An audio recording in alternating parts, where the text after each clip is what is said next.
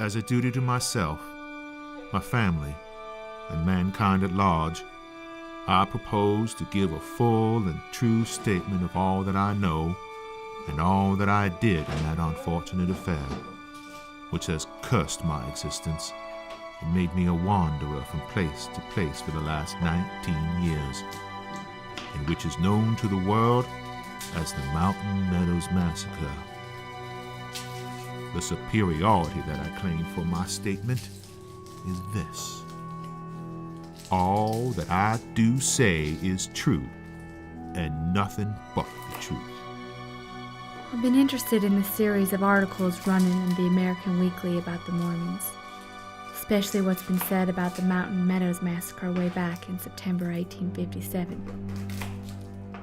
I'm the only person still living who was in that massacre, where the Mormons and the Indians attacked a party of 137 settlers on the way to California, murdering everybody except 17 children, who were spared because they were all under 8 years of age.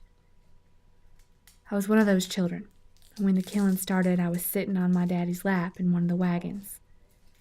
The same bullet that snuffed out his life took a nick out of my left ear, leaving a scar you can see to this day. A company of immigrants from Arkansas emigrating to California arrived and camped at a spring in the west end of Mountain Meadow Valley on the 3rd or 4th September, 1857. On the 9th of said month, and near the said spring, 115 to 120 people were inhumanely massacred. A massacre of such unparalleled magnitude on American soil must sooner or later demand thorough investigation. I have availed myself over the last 12 months of every opportunity to obtain reliable information about the said emigrant company and the alleged causes of and circumstances which led to their treacherous sacrifice. My father was George Baker, a farmer who owned a fine tract of bottomland on Crooked Creek near Harrison, Arkansas. He and my grandfather, like a lot of the other men folk at the time in our part of the country, had heard so much about the California gold rush of '49 that they got the itch to go out there. So my father and some of the other men from our neighborhood went out to California to look over the lay of the land. They came back with stories about gold that would just about make your eyes pop. There wasn't anything to do but for everybody in the family to pack up, bag and baggage, and light out for the coast. About the 7th of September, 1857, I went to Cedar City from my home in Harmony by order of President Haight. The word and the command of Isaac C. Haight were the law in Cedar City, and to disobey his orders was certain death. Be they right or wrong, no saint was permitted to question them. Their duty was obedience or death. Haight told me all about the train of immigrants. He said that the immigrants were a rough and abusive set of men. Our family joined forces with the other settlers from the neighboring farms under the leadership of Captain Alexander Fancher, and the whole outfit was known as Captain Fancher's Party. It wasn't made up of riffraff.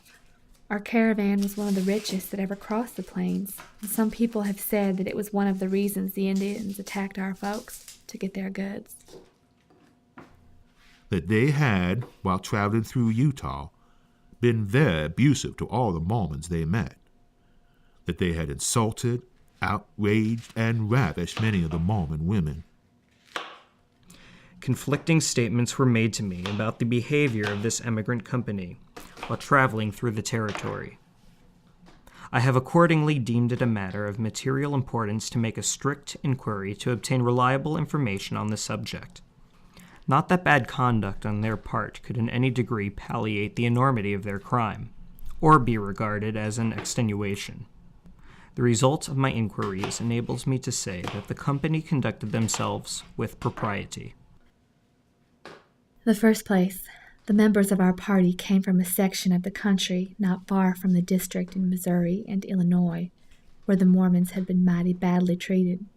If you've been reading Mr. Robinson's articles in the American Weekly, you'll recall how the Mormons were driven out of Missouri into Illinois, where Joseph Smith, their prophet and the founder of their religion, and his brother Hiram were assassinated. Then they were driven out of Illinois, and after suffering all sorts of hardships crossing the plains, they finally got themselves established in Utah. So it is only natural that they should feel bitter about anybody who came from anywhere near that part of the country where they had had so much trouble. I'm sure nobody in our party had anything to do with the persecution of the Mormons in Missouri and Illinois, or anything to do with the assassination of Joseph Smith and his brother.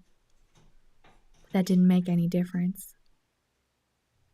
That these vile Gentiles publicly proclaimed that they had the very pistol with which the prophet Joseph Smith was murdered, and had threatened to kill Brigham Young and all the apostles. The word got around somehow that somebody in our party was bragging about having in his possession the very same pistol that was used to kill the Mormon prophet, and that he even said he aimed to use it on Brigham Young, who had taken over the leadership of the Mormons. So far as I know, there wasn't a word of truth in that, but the rumor got around right after we reached Utah, and it made a lot of Mormons see red. That when in Cedar City, they said they would have friends in Utah who would hang Brigham Young by the neck until he was dead, before snow fell again in the territory. They also said that Johnston was coming with his army from the east, and they were going to return from California with soldiers as soon as possible, and would then desolate the land and kill every damn Mormon man, woman, and child that they could find in Utah. That at many points on the road they had poisoned the water, so that all people and stock that drank of the water became sick, and many had died from the effects of poison.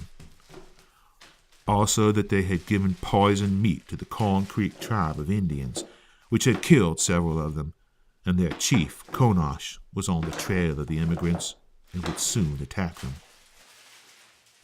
Persons have informed me that whilst they're encamped, they poisoned a large spring with arsenic and the meat of a dead ox with strychnine.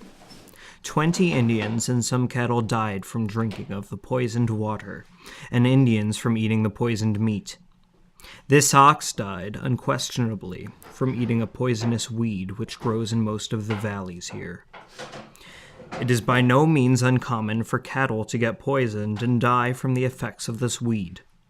1 or 2 Indians died from eating of the dead ox, but I have not been apprised that this excited any of them against the emigrants. And after this strict inquiry, I cannot learn that even one Pavant Indian was present at the massacre.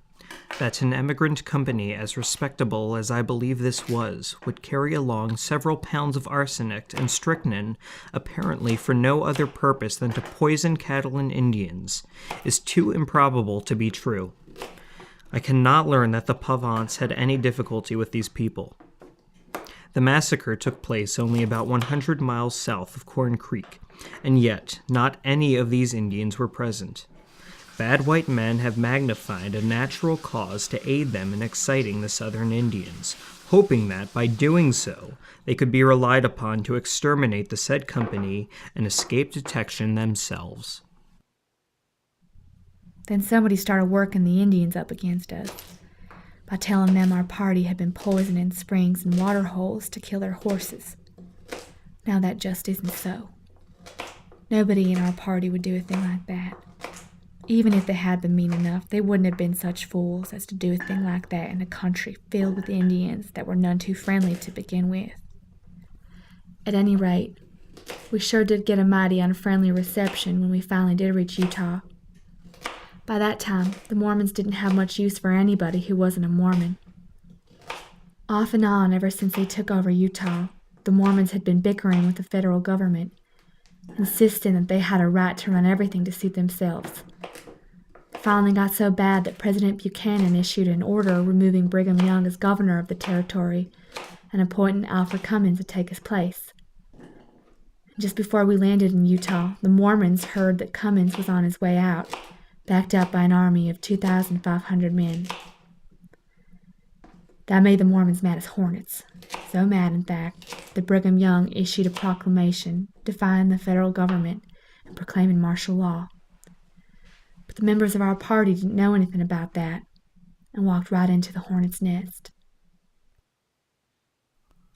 I was then told that the council had a meeting that day to consider the matter, and that it was decided by the authorities to arm the Indians, give them provisions and ammunition, and send them after the immigrants, and have the Indians give them a brush.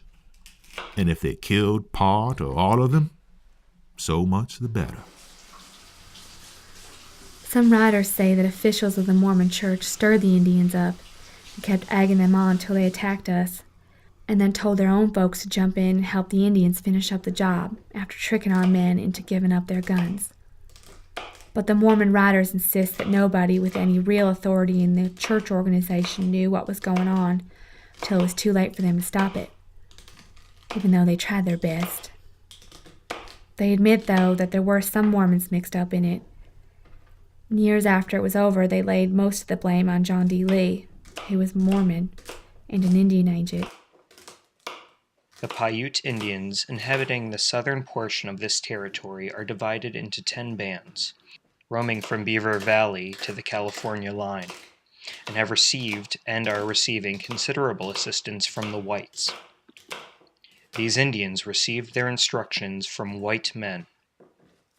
My orders were to go home to Harmony and see Carl Schurz, my son-in-law, an Indian interpreter, and send him to the Indians in the South to notify them that the Mormons and Indians were at war with the Mericats, and bring all the Southern Indians up and have them join with those from the North, so that their force would be sufficient to make a successful attack on the immigrants. On my way from Cedar City to my home at Harmony, I came up with a large band of Indians and the Moquitas and Big Bill, 2 Cedar City chiefs. They were in their war paint and fully equipped for battle. They halted when I came up and said they had a big talk with Haight, Higbee, and Klingensmith, and had got orders from them to follow up the immigrants and kill them all, and take their property as the spoil of their enemies. This affair began by a surprise. The emigrants were encamped by a spring, from which there is a ravine. Along this ravine, the Mormons and Indians crept to the spring during the night. When the emigrants arose in the morning, they were fired upon, and some 12 or 15 of them killed. The emigrants then seized their arms and defended themselves so bravely that, after 4 days, the Mormons and Indians had not succeeded in exterminating them. They met several hundred strong at the meadows and attacked the immigrants Tuesday morning just before daylight, and at the first fire, as I afterwards learned, they killed 7 and wounded 16 of the immigrants. The latter fought bravely and repulsed the Indians, killing some of them and breaking the knees of 2 war chiefs who afterwards died.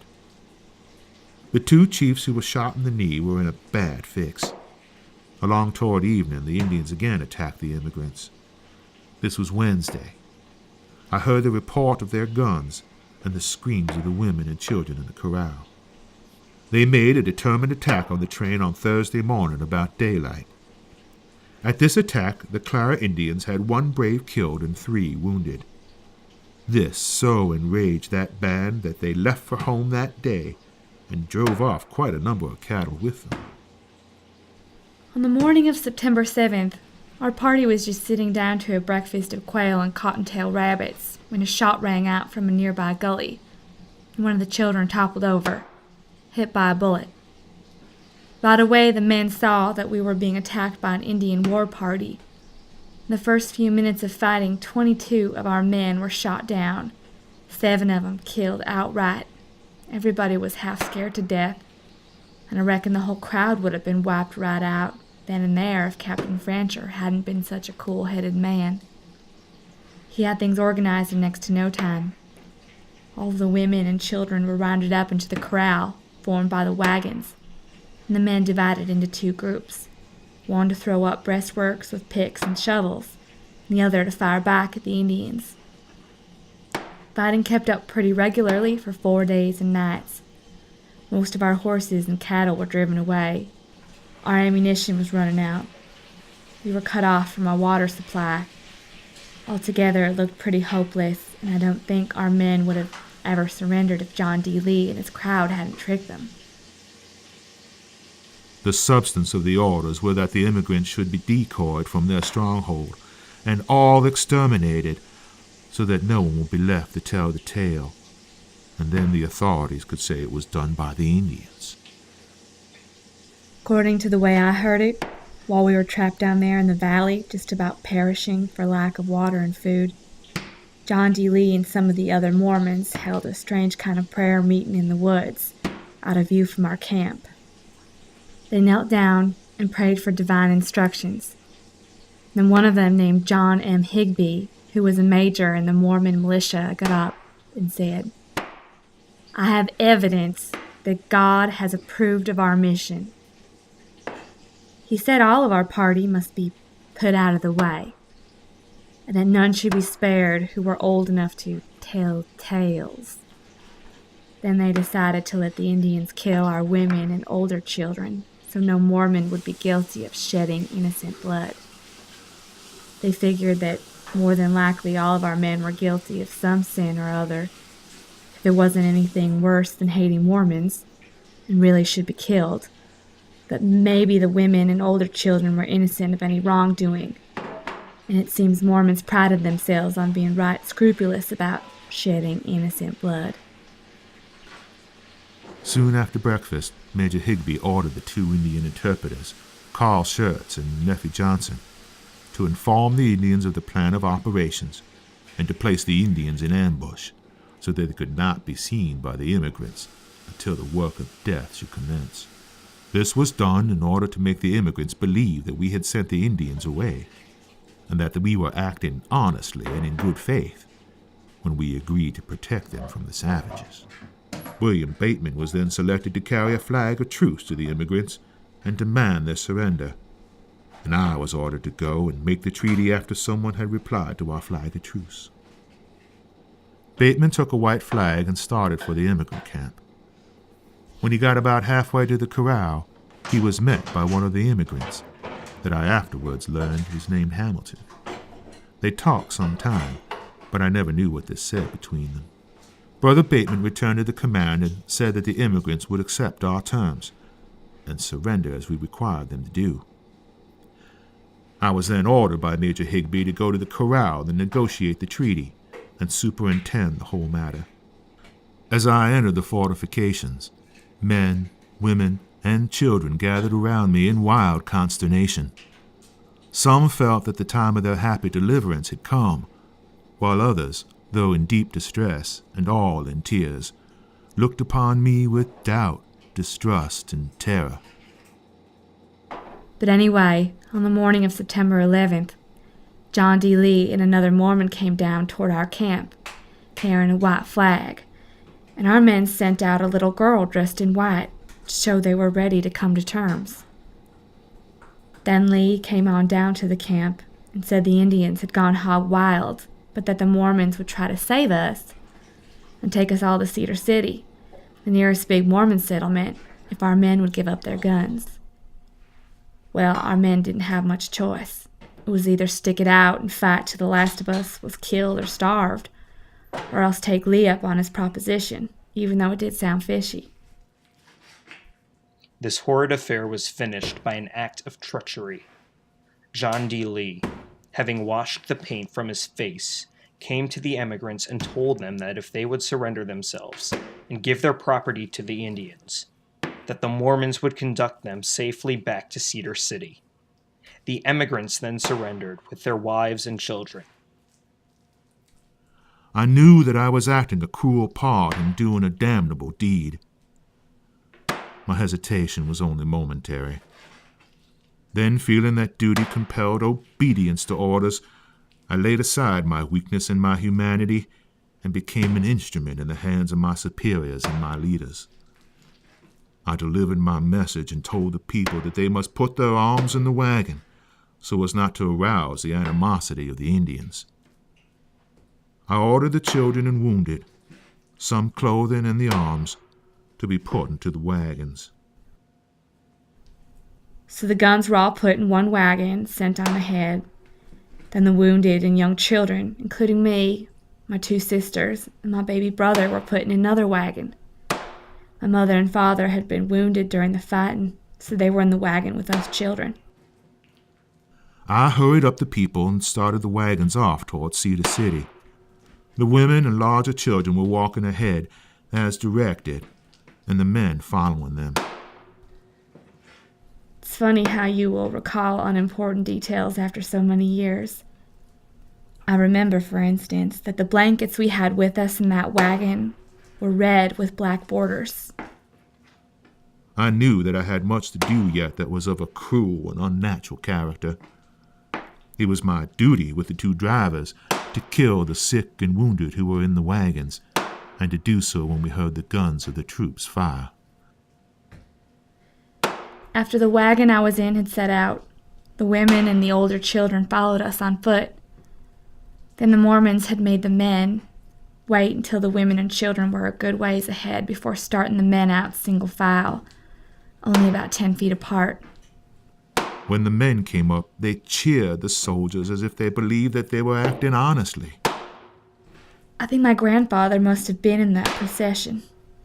Betty and I never could find out for sure just when he was killed. All we could learn was that he was killed during the massacre. And we were fully half a mile from Major Higby and his men when we heard the firing. As we heard the guns, I ordered a halt, and we proceeded to do our part. Each of our men had an armed Mormon walking right by his side. They said that was because the Indians might start acting up again. That wasn't the real reason, as you will soon see. I have said that all the small children were put into the wagons. That was wrong. For one little child, about 6 months old, was carried in its father's arms, and it was killed by the same bullet that entered its father's breast. It was shot through the head. I was told by Haight afterwards that the child was killed by accident, but I cannot say whether that is a fact or not. I saw it lying dead when I returned to the place of slaughter. I first heard one gun, then a volley at once followed. McMurday and Knight stopped their teams at once, for they were ordered by Higby, the same as I was, to help kill all the sick and wounded who were in the wagons, and to do it as soon as they heard the guns of the troops. The line had been moving along slowly for some little distance, when all of a sudden the figure of a white man appeared in the bushes with Indians all around him. I've heard that he was Higby, and that he shouted, "Do your duty." Anyway, the Indians opened up fire and then charged down with their tomahawks. Each Mormon walking along with our men wheeled around and suddenly shot the man next to him, killing most of them on the spot. The women and older children screamed at the top of their lungs, scattered every which way, but the Indians ran them down. They poked guns into the wagons too and killed all the wounded. As I have already said, my father and mother were killed right before our eyes. McMurday and Knight got out of their wagons. Each one had a rifle. McMurday went up to Knight's wagon where the sick and wounded were, and raising his rifle to his shoulder said, "O Lord my God, receive their spirits. It is for thy kingdom that I do this." He then shot a man who was lying with his head on another man's breast, and the ball killed both men. One of the Mormons ran up to the wagon, raised his gun, and said, "Lord my God, receive their spirits. It is for thy kingdom that I do this." Then he fired at a wounded man who was leaning against another man, killing them both with the same bullet. I also went up to the wagon, intended to do my part of the killing. I drew my pistol and cocked it, but somehow it went off prematurely, and I shot McMurday across the thigh, my pistol ball cutting his buckskin pants. Knight then shot a man with his rifle. He shot the man in the head. Knight also brained a boy that was about 14 years old. The boy came running up to our wagons, and Knight struck him on the head with the butt end of his gun and crushed his skull. A 14-year-old boy came running up toward our wagon, and the driver, who was Mormon, hit him over the head with the butt end of his gun, crushing the boy's skull. A young girl, about 11 years old, all covered with blood, was running toward the wagon when an Indian fired at her point blank. By this time, many Indians reached our wagons, and all the sick and wounded were killed almost instantly. I saw an Indian from Cedar City, called Joe, run up to the wagon and catch a man by the hair, and raise his head up and look into his face. The man shut his eyes, and Joe shot him in the head. Last November, I passed my 85th birthday, and at the time of the massacre, I wasn't quite 3 years old. But even when you're that young, you don't forget the horror of having your father gasp for breath and then go limp while you have your arms around his neck, screaming with terror. You don't forget the blood-curdling war whoops and the banging of guns all around you. You don't forget the screaming of the other children and the agonized shrieks of women being hacked to death with tomahawks. You won't forget it either if you saw your own mother topple over in the wagon beside you, the big red splotch getting bigger and bigger on the front of her calico dress. The Indians then examined all the wounded in the wagons and all the bodies to see if any were alive. And all that showed signs of life were at once shot through the head. I did not kill anyone there, but it was an accident that kept me from it, for I fully intended to do my part of the killing. But by the time I got over the excitement of coming so near killing McMurdy, the whole of the killing of the wounded was done. There is no truth in the statement of Nephi Johnson where he says I cut a man's throat. In the midst of all the commotion, the 2 Dunlap girls I spoke about before, Ruth, who's 18, and Rachel, who was 16, made a wild dash for a clump of scrub oaks on the far side of a gully.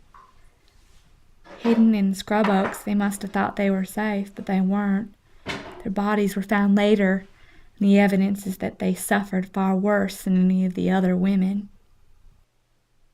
Just after the wounded were all killed, I saw a girl, some 10 or 11 years old, running towards us from the direction where the troops had attacked the main body of the immigrants. She was covered with blood.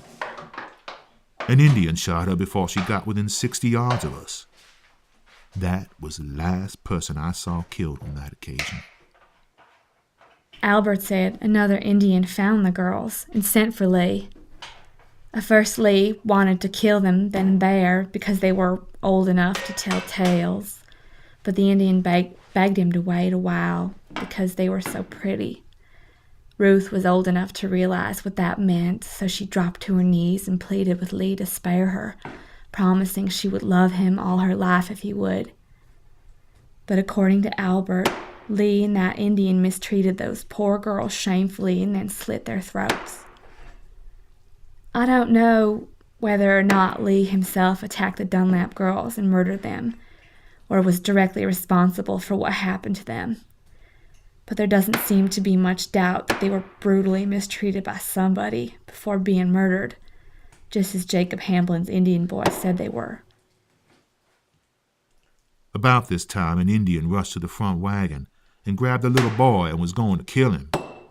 The lad got away from the Indian and ran to me and caught me by the knees and begged me to save him and not let the Indian kill him. The Indian had hurt the little fellow's chin on the wagon bed when he first caught hold of him. I told the Indian to let the boy alone. I took the child up in my arms and put him back in the wagon and saved his life. There's been a lot of argument about how much part the Indians played in the massacre and how much of it was due to the Mormons. Some people even saying that the Indians didn't have anything to do with it at all, and that some of the Mormons disguised themselves as Indians just to lay blame on them. I can't say as to the truth of that, but I do know that my sister Betty, who died only a few months ago, always insisted that she had seen a lot of the Mormons down at the creek after it was all over, washing paint off their faces, and that some of them, at least, had disguised themselves as Indians. About the 1st of September last, we saw a party of from 20 to 30 persons, either Indians or in the disguise of Indians. We then, and yet, believed them to be whites in disguise. 5 or 6 of these real or pretended Indians had long, heavy beards, and 3 of them had yellow hair. We noticed none of them had the long, coarse black hair of the Indian. These pretended Indians spoke our language well as any American speaks it. There was no brogue on their tongues, and they talked to one another as well as to us.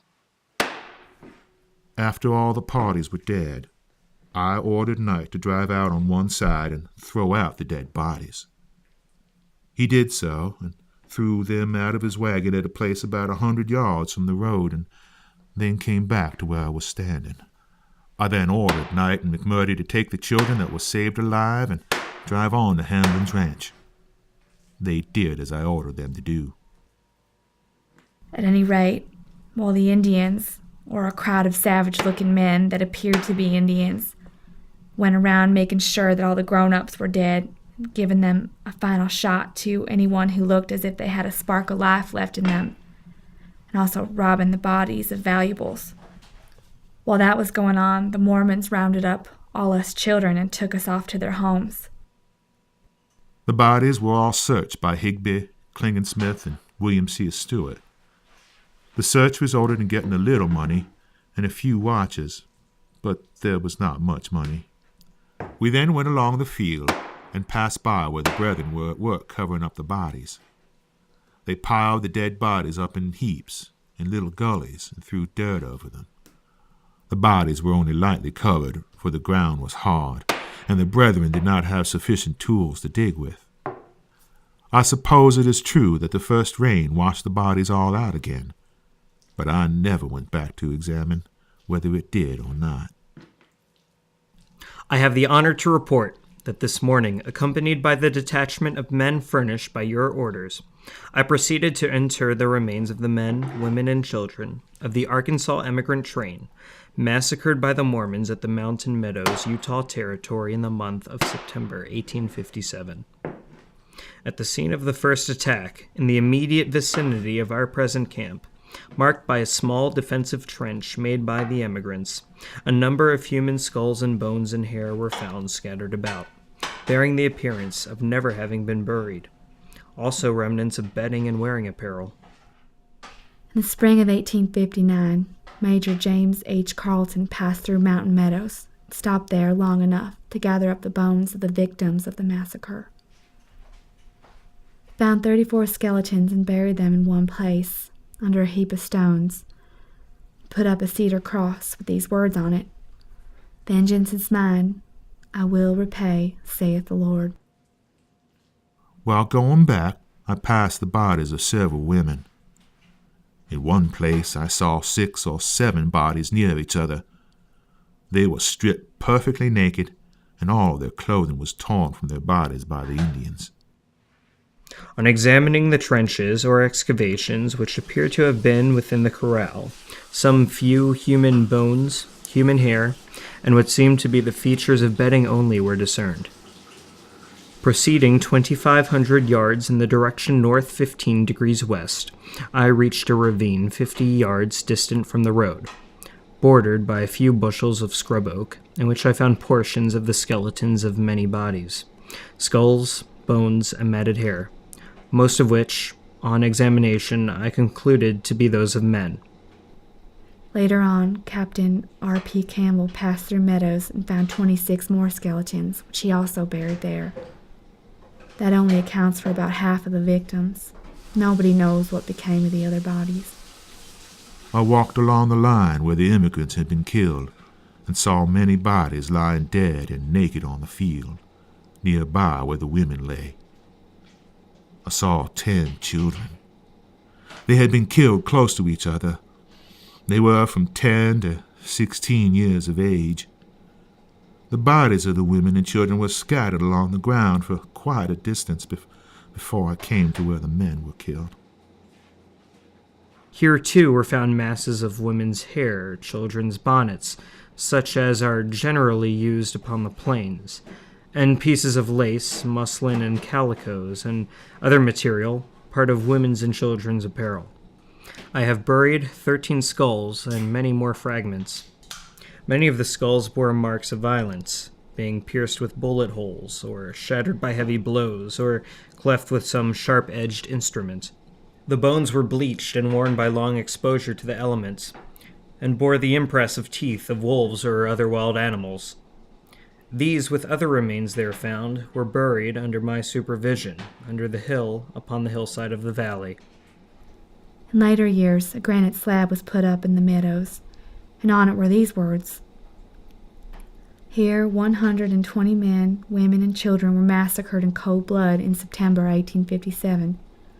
They were from Arkansas. The children that were saved were taken to Cedar City and other settlements and put out among different families, where they were kept until they were given up to Dr. Forney, the agent of the United States who came for them. I remember that we were treated right well in the Mormon home where we lived until we were rescued. I never will forget the day we finally got back to Arkansas. You would have thought we were heroes. They had a buggy parade for us through Harrison. Remember, I called all the women I saw mother. I guess I was still hoping to find my own mother, and every time I called a woman mother, she would break down crying. After the dead were covered up or buried, but it was not much of a burial, the brethren were called together, and a council was held at the emigrant camp. All the leading men made speeches. The speeches were first, thanks to God for delivering our enemies into our hands. Next, thanking the brethren for their zeal in God's cause. And then, the necessity of always saying that the Indians did it alone, and that the Mormons had nothing to do with it. From that day to this, it has been the understanding with all concerned in that massacre that the man who divulged the secret should die. He was to be killed wherever he was found, for treason to the men who killed the immigrants, and for his treason to the church. Such were the orders and instructions from Brigham Young down to the lowest in authority. I have told this statement just what I did at the Mountain Meadows Massacre. It is my fate to die for what I did, but I go to my death with a certainty that it cannot be worse than my life has been for the last 19 years.